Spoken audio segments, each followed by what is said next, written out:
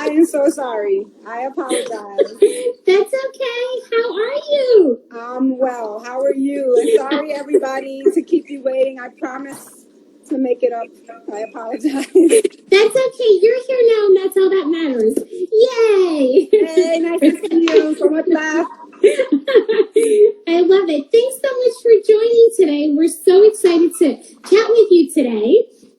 How's everything? Excited. This is an honor, and congratulations on this. This is amazing. So looking forward to participating. Oh, well, thank you. So let's kick it off. So why don't you tell us a little bit about yourself? Oh my God. So I was born on this little tiny street in Brooklyn, but I'll skip all of that.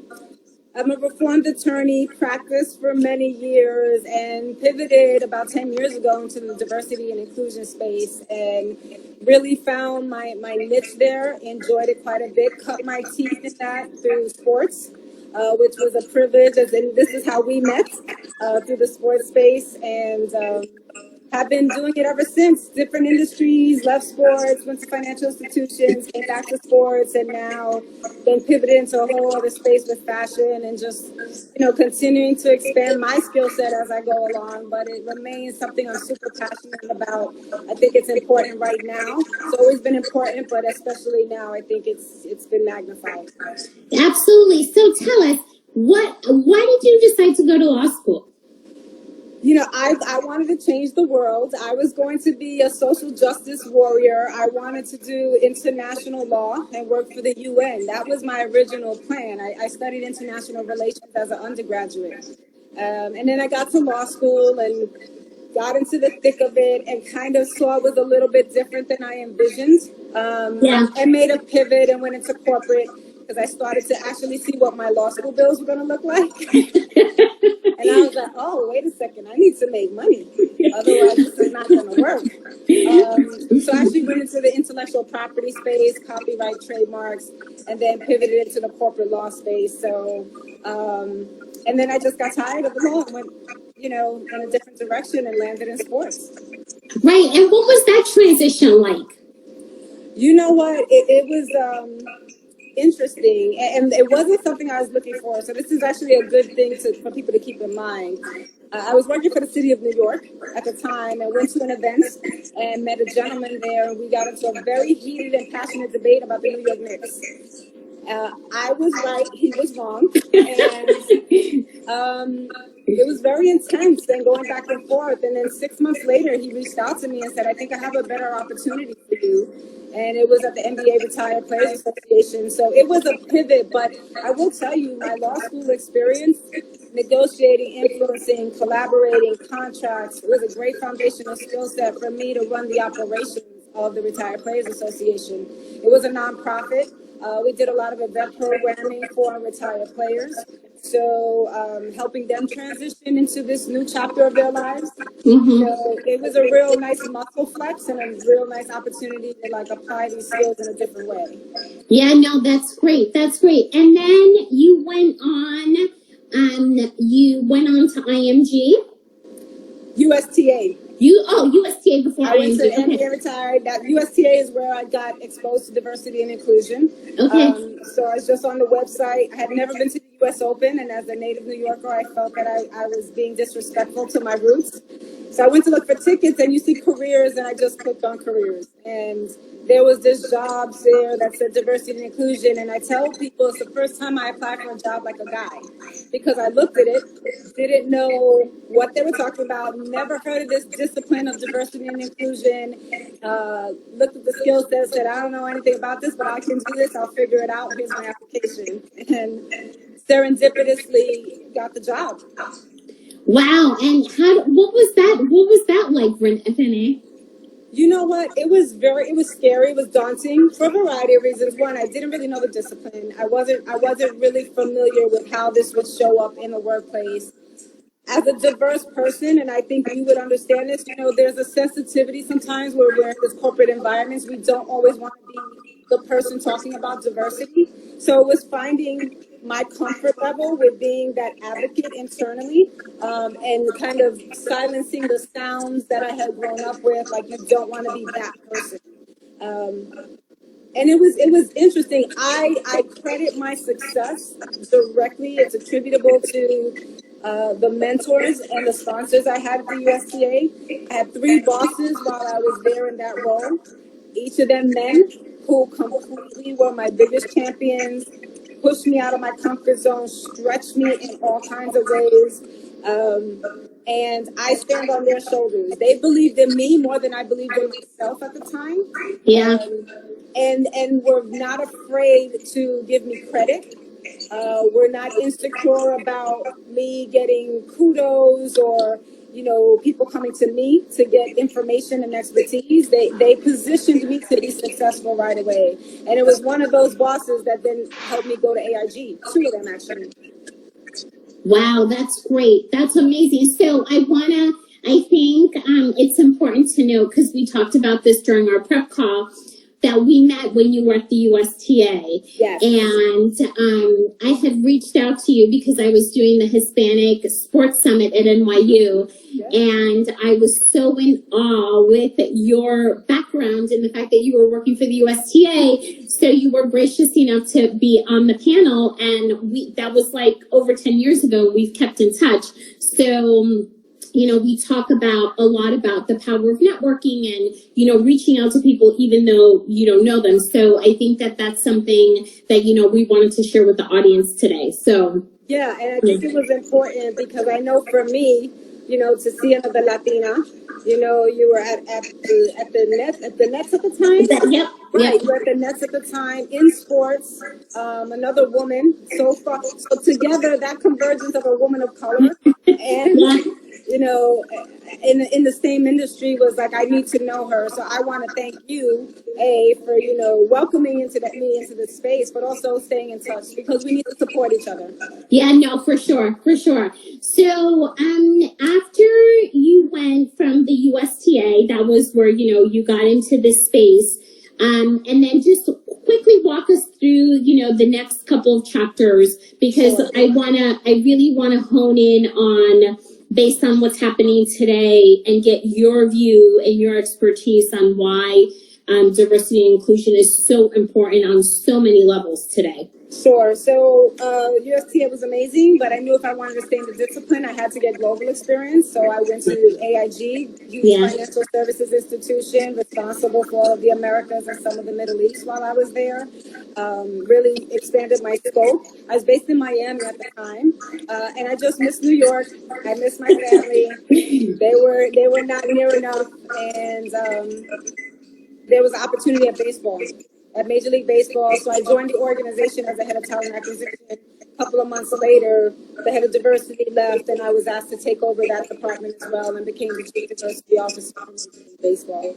A year ago, this time, Gucci called, and it was an interesting opportunity, a stretch for me, a pivot, a new industry, back to global. Bigger platform. So I took the leap with the blessing of my Major League Baseball family, and I landed there. And most recently have pivoted into consulting. That's awesome. Now tell us from your point of view, when we talk about, and one of the things, because when I was at the Miami Marlins, we reconnected again. And obviously you champion diversity and inclusion. And I remember the conversation that it was like, we can't be the ones in the room talking about this.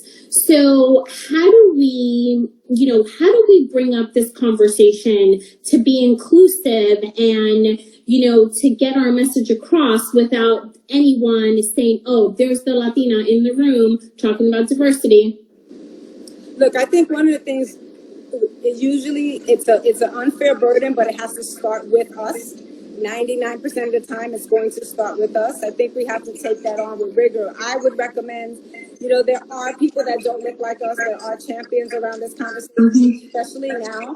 The climate is really different. It feels different. I see different people engaging in this in a more robust way. I think it's an opportunity for anyone who's in a corporate setting or an office setting to have these conversations with these champions and ask them to carry the water with you. Not for you, but with you. because it has to be a collaboration. I think the biggest challenge for those of us who have been in this space, whether we're actually practitioners or like you know, usually the only one in the room at the time, is we have to be, and I know it's hard because I know we feel like we've been patient for a long time around this, and we have to take a step back a little bit and allow our counterparts to make mistakes. They're going to say the wrong thing. They're going to ask them questions, because I get those questions still that I'm like, really? Like, are we still asking that question? But okay, we need to bring them along. We need to get them up to speed. We have to kind of give them a space to do things that might be wrong and give them a pass on it, as long as we make it a teachable moment. So it's not enough for them to make the mistake and we're like, you know what, I'm done, I'm frustrated, they don't get it. You know, even if they don't get it, there's always an opportunity to say, look, what you just did, this is the problem for A, B, C reasons. You could either change, you know, your tone and the tide of this and support us or not, but let me let you know what you did wrong here and why. Not to indict or not to shame, but to educate. Yeah, I love that. I love that, because I think that's one of the things that I've been observing, is that now so many people are like, you know what, I just want to be educated. Educate me, help me understand, because I agree with you that what has happened the last few months feels really, really different. And I feel that this is really the time of change. So, you know, with all of us leaning in, whether, you know, you're a minority or not, all of us leaning in, I think hopefully the narrative, we won't be having this conversation in another 20 years, hopefully. Right. Well, and let me say this, like, we need to educate. There's no question. People of color, women, underserved, marginalized communities need to educate. I do want to make sure that we understand there's a reciprocal responsibility here, in particular to our Caucasian counterparts or our counterparts that don't necessarily feel they're a part of this population and want to learn. You have to be proactive in this space as well. Don't rely exclusively on the one or two people of color in your life to give you, you know, the history of this agenda, because it's well over 500, 600 years old, and there's a lot to learn. You have to show a little bit of effort, and that's, if you show the effort, we will give you what you need to be better in this space, but you have to still do the work, because I do find too that sometimes they're relying on us to give all that information and to educate, but they're not doing their part to hold it up. So I want to make sure that, yes, people of color, let's educate our brethren, but to our brethren, you know, you need to step up a little bit and do the work and come to us with some educated questions, because let me see that you are really trying to understand and learn. Yeah, no, absolutely. So we're getting some great feedback in regards to your rock star, you know, be proactive in the space. It's a group effort, power in numbers, absolutely. And I think that, you know, I think that with all of us, you know, hopefully there's going to be better days ahead for sure. So with your incredible experience, I mean, just working for major brands, law, what would be the 3 key insights that you would share with our audience today that have been helpful to you, or things that we should think about as we're navigating our careers? Ooh, okay, let me think.